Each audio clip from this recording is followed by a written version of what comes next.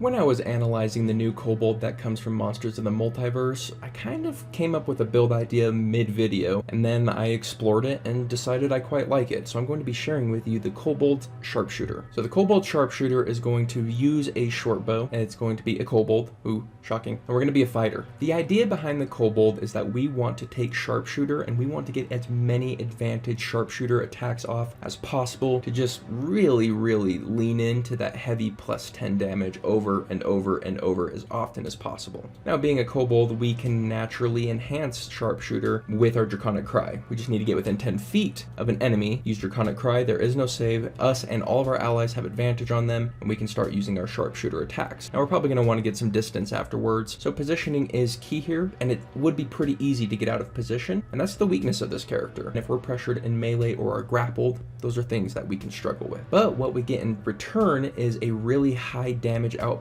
with some solid defenses so long as we're not pressured too heavily. So it kind of creates an interesting dynamic, and this build definitely has its weaknesses. So if you're scared of having weaknesses, this isn't the build for you, but I think it's actually pretty fun to play a build with clear weaknesses and try and play around them. This is that type of build. We are definitely taking the archery fighting style. It's going to make us more accurate, which is the biggest deal. When we choose our martial archetype, I actually chose Samurai because Samurai also gives us advantage on our attacks as well as some bonus proficiency to our HP, and this allows us to shoot from a much longer range. Now we can shoot from the 320 feet and still have advantage, so in those situations where we can't get up close or it's too risky to get up close, this is the way to get our advantage. On top of this, at level 10, we recharge our fighting spirit at one point when we start a combat and we don't have any fighting spirits. So it makes sense for us to spend our fighting spirits first before our Draconic Cry. That way we can get the most out of our advantages throughout the day. However, Draconic Cry, sometimes we're just going to be in a good opportunity that might not come up often. Maybe they're already within 10 feet of us, we can use it and then move 30 feet back. That's not going to happen all the time, so if those opportunities present themselves, maybe go a Draconic Cry first,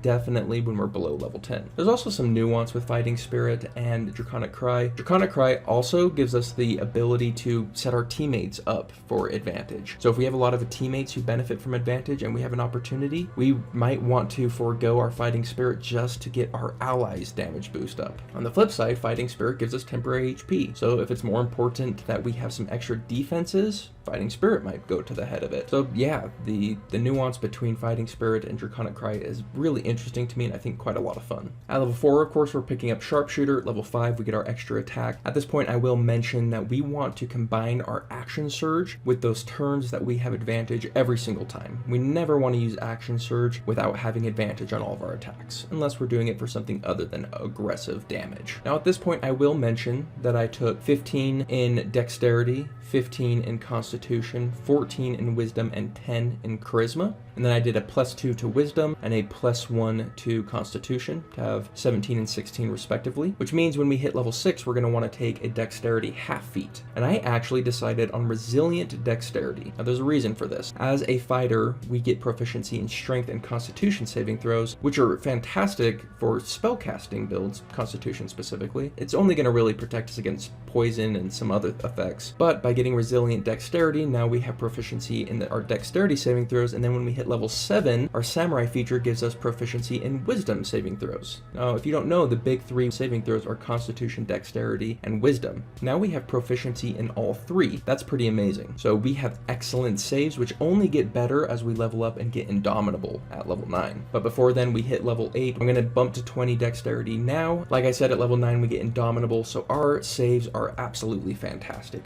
This is a really good save build, and this might be a good time to mention that our AC isn't bad either. Personally, I'm going to be using medium armor until we get 20 dexterity. Even though it's going to sacrifice having perfect stealth, I'm okay with that. This is more of a combat-focused character than a stealth-based character, though it can eventually become that. Once we get 20 in dex, we'll switch over to light armor and be able to have our stealth back, but overall, that means we're going to have around 17 AC. Not bad. So, long story short, our defenses are pretty fantastic. At level 12, I'm picking up the Lucky Feat. The Lucky Feat makes it so if we happen to miss one of our advantage attacks, we can give it another shot, which can be a lot of damage. But it also gives us other uses of essentially Indomitable, that we can have extra rerolls on our saves. So Lucky just does what we're already doing much better. Now the last thing I want to talk about is at level 15 we get Rapid Strike. Rapid Strike means that if we have advantage on an attack, we can say once per turn we can say no, we won't have advantage on this attack, but we're going to get an extra attack as part of our attack action. Now we have advantage all the time, and we should always use this when we do, because when it splits that attack into two, you do the one without advantage, but because we're using Fighting Spirit, our second attack has advantage. So it's essentially just an extra attack without advantage. Pretty amazing. And it's very interesting how it mechanically works out that way. You'd think when it's split you wouldn't have advantage on either, but that's not the case. So as I talked about before, melee is our big weakness. We're going to lose all of our advantages, so it's often going to be best just to take the opportunity attack, just to set up your damage output. Also, we have a rapier for those worst case scenarios. We can pull out a rapier and fight in melee, not be what we're amazing at, but still work. So this is my Kobold Sharpshooter. Hope you enjoyed it. Let me know if you would have done anything different,